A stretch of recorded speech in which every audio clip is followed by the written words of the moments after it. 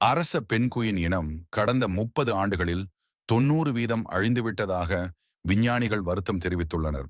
பெண்குயினின் தமிழ் பெயர் தெரியாதவர்கள் இறுதி வரை பாருங்கள். அரச பெண்குயின் என்பது பெண்குயின் இனங்களிலேயே இரண்டாவது பெரிய பெண்குயின் ஆகும்.